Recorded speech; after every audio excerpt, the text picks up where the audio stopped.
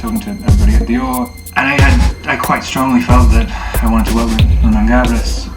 I'd wanted to work with him for a long time before, and I couldn't really find a thing to do with him. And I got involved with that, and I remember bringing up his name, and everyone was like, I don't know about NORTHERNQUARTER, it's maybe a little bit too far out there. As soon as everyone agreed to it, I started to think, wow, everybody wants to do something kind of on the same page. I mean, we're all thinking of doing something really different, because Roman's style is so violent, and from what I'd seen, and I was thinking, that doesn't really go with fragrance commercials.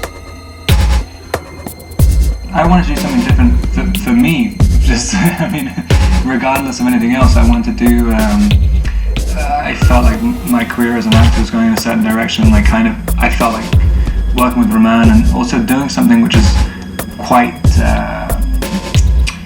mainstream, but also edgy. I think it kind of fitted into where I want my life to go. And so I started talking to Roman about what we could do with it, with the love. Dior gave us a lot of freedom to kind of whatever we wanted, basically. And didn't want to make something kind of posy, not very model-y. I mean, wanted to do something that had some anger to it and had a bite to it, and sexy as well. I mean, I didn't think that, a lot of fragrance commercials, they have a distance between the viewer and the people in the commercial, and I wanted to have something which was really visceral, and I think that's kind of Roman's style. And it seemed like the further we went when we were shooting, no one really ever stopped us.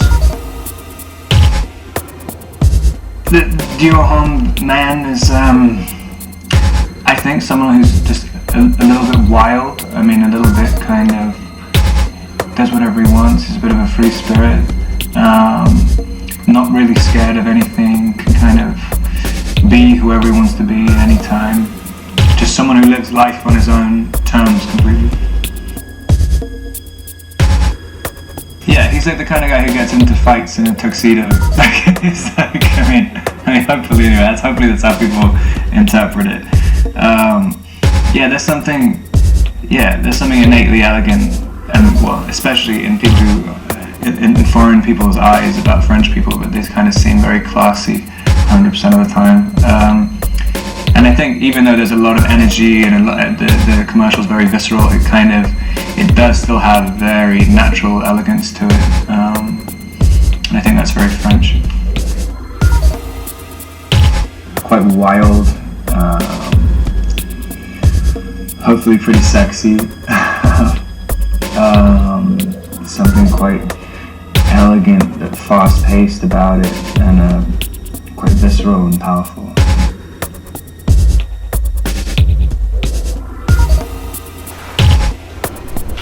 I've had difficulty just being able to relax with a piece of paper. You think about Brazil, you think about soccer, football, that's how we say it. Brazil is it. No, I don't play soccer, I wish. But my son can do it. I have two sons actually, but my older son, he actually doesn't like it. But I forced him because since it's a Brazilian, culture. I'm planning on being in Brazil for the World Cup. Hopefully I'll watch Brazil on the finals. I really hope to be on the stadium, hopefully on the ground. I don't know if I will get there, on the ground to feel all the energy from the people. I hope so. I don't play soccer anymore, but when I was a kid, my brother and his friends were always playing in the garden, so they'll let me join in their game. But I wasn't very good at it, and I'll kick them in the shin, and then they'll get mad and throw me out. I don't play soccer. In Brazil, the tradition is boys play soccer and girls play with fashion. E aí, mano, is a good one to know. It's like, what's up, bro, If you see somebody cute in the street, you can say, gato, gato. If you're gringo and you hear some Brazilians going around, you say, you're a gato. So you know what that means. Is shine from the inside and feel confident. That's what people see when they look at you. I love being around someone that's just oozes with love for themselves, not in an arrogant way or anything, but even if they look just aggies, they can still look like the sexiest person alive. So, interview with Paul from Note in Manchester. Wednesday, what's the date today? 25th. In the skate shop. So, Paul, introduce yourself. I'm Paul Rogers, and I'm the manager of Note. Okay. And what kind of thing do you do at Note? We sell skateboards, trainers, clothes. Yeah, that sort of stuff. Yeah. Skateboards, trainers and clothes. Right. And what inspires what you do? Not sure. Our hobbies, our interests, our friends, our fashions, music. You know, whatever we're into. And is there a big skate scene in the Northwest? In particular, is there a skate scene in the Northern Quarter? I'd say, I don't know about the Northern Quarter, I mean there's skate shops in the Northern Quarter, but there's a big skate scene in Manchester, probably one of the biggest in the country. There's big scenes in Liverpool and Leeds and Huddersfield too, but I think Manchester, given up, with all the students and stuff, there's a particularly big scene here.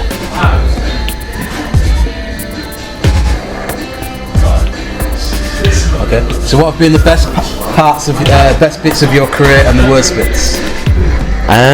In terms of doing a shop, I don't know. I mean, I think the best things have been like the video premieres and like the get-togethers we've organised. Just any excuse to bring the whole scene together, get everyone in one place at one time. They've probably been the highlights and the most memorable things. Yeah, and I guess the fact we managed to keep the shop open for 15 years and been like relatively successful. That's an overall quite a kind of, I don't know, a highlight for me. Okay. And what are your plans for the future? Well, for the minute, I don't know.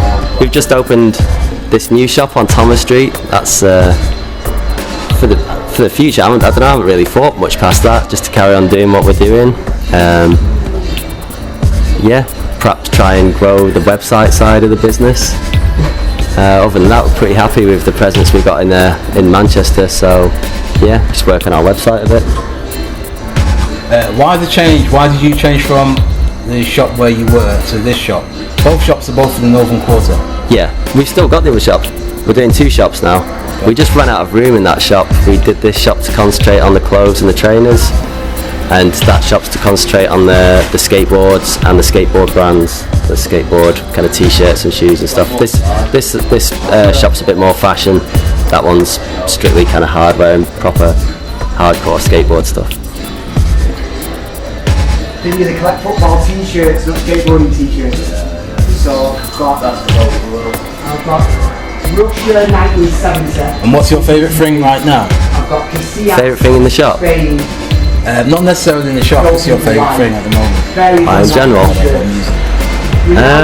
I don't know. I personally like going out on my road bike. I've got like a bike that I like riding up into the peaks and stuff like that, and yeah, and just don't know, getting out of the town centre for a bit and chilling. I spend so much time in the town centre. It's nice to get out into the country a bit on my bike and go blow some steam off and stuff. So yeah, that's probably my favourite thing to do right now. What kind of bike have you got? Well, the road bike's like just a Bianchi bike. I don't know much about it, but it's just a nice road bike, got gears on it and stuff, and nice and fast and light. And do you still skate a lot?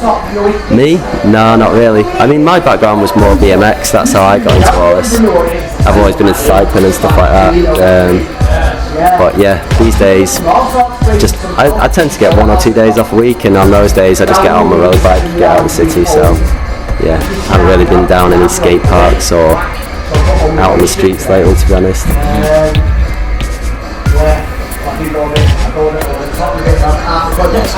Cool. Nice. Can I get a shot of you? What the music, the lyrics? Yeah. Well, the lyric, it's just, what I'm saying is that it's my belief that, we're an integral part of this earth as humans, you know what I mean? And we should be of an intelligence and of awareness by now that we know it's not good to fight, it's not good to discriminate, it's not really good to knock people down, do you know what I mean? It's not good to be eating and living well when people have nothing to eat. It's not good to be taking the piss out of people who don't know that nasty way of thinking. In other words, you know, your Amazonian Indian who's getting kicked off his land so that McDonald's can go space for some cows so we can all have cheap hamburgers. What I'm saying is we must all help each other, make each other aware. And although every man thinks, well, it's nothing to do with me and why should I bother and life's hard enough anyway, there's still something we can do, I know it. There's still something we can do from the fact that I'd like to be able to walk down the street and you see the next man and he goes, alright then, how you doing? Cool. What with that? What is it, you being a fucking pussy doing that? Nobody's being a pussy doing that, do you know what I mean? And people are more and more realising this, so we have to create a vibe to ourselves. We need each other.